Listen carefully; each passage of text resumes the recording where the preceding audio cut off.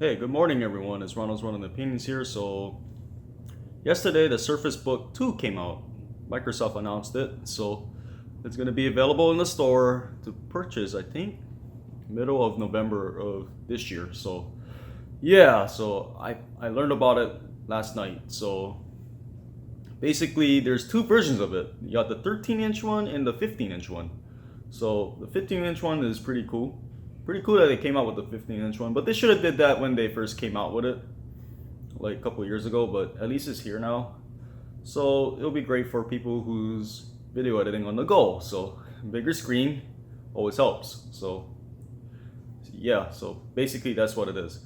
So they came out with the new i7 processors for them. It's an 8th generation, but the problem is that it's not a 45 watt processor, right? So it's a 20 watt CPU. So basically, it's still going to be kind of limited in terms of video editing. It'll be limited because of the power output. So yeah, you should still be able to do video editing because they did have the guts to put a good GPU in it. They have the 1050 for the 13-inch one and the 1060 for the 15-inch ones, the NVIDIA GTX GPUs for these machines. So that's good. But here's the thing: they should have given people the 1060 on the 13-inch and the 1070 on the 15-inch. That's my thing. They should have did that. But oh well, at least it's still a GPU. So that's what it is. But I use a 1070 on my Asus laptop that I reviewed a few months ago. But yeah, I like that computer a lot because it's so powerful and it can game at very high frame rates too. So yeah, the newer games, I'm not sure about that. If I play Forza Motorsport 7, I'm not sure if it's gonna game at like 100 frames per second average. I'm not sure about that because it's a newer game and all that kind of stuff. So I'm not like entirely sure, but I'm sure I could game at I could probably get at least 80 frames per second on like ultra settings or something like that on the GTX 1070 graphics card on my Asus laptop that I have. This the Asus GL 502 Strix laptop that had the GTX 1070 in it. So yeah, it's pretty cool. So yeah, that's pretty much it.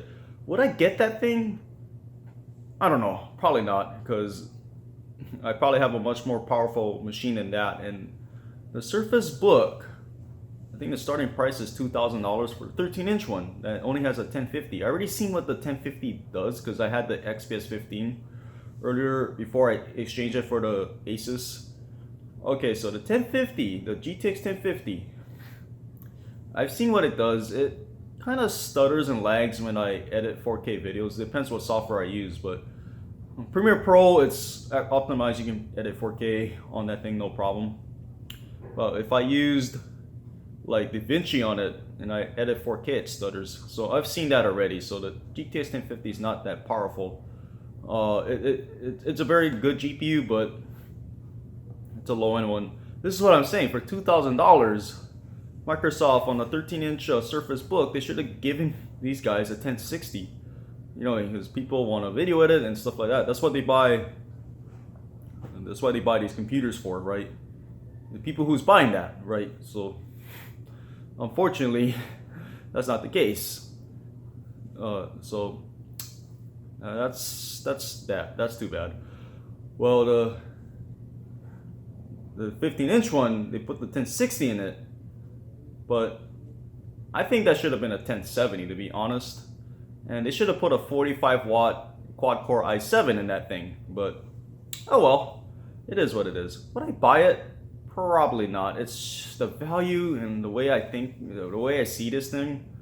I don't see a reason for me to personally buy it. But for some people, yeah, there's some value for it because you can take the screen off, you can draw on it, you could flip the screen around, you know, things like that. For some people, maybe engineers, you know, artists, yeah, there's value for it. Definitely is. But for someone like me, in the way I use my laptop, no. there's like no value for me personally, but yeah, I see some value in it for like many people, but not for me. So yeah, unfortunately these days the pen doesn't even come in the box. You gotta buy the thing separately now. $99 for the pen. Yeah, and I looked at the ports too. You only get two ports, two USB 3 ports. You do get a USB-C port, at least they give you that. Thank God. They didn't give you that on the Surface Pro. I don't know what they were thinking with that one. And the Surface laptop, I'm not sure what they were thinking too with that one. They should have given at least a USB-C port, but at least they gave you that on the Surface Book. But why didn't they give you Thunderbolt 3 too? Jeez. So that way they can future-proof it later on. Maybe you can add something like a Razer Core or something like that, so they could upgrade the GPU if they need to later on, so that way they don't have to buy a new machine. But oh well, it is what it is. But that thing is expensive. Okay, the 15-inch one, it starts off at $2,500 for the base model, 256 gigabyte solid state drive. So I don't even recommend that model because you'll run out of space really quick with a 256 gigabyte model. So I don't recommend that one. I would say get at least a 512, but I probably don't even recommend that one either.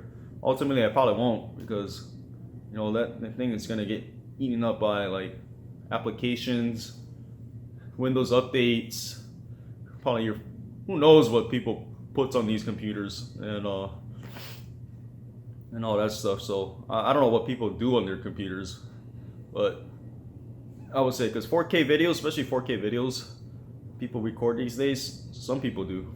I certainly do sometimes.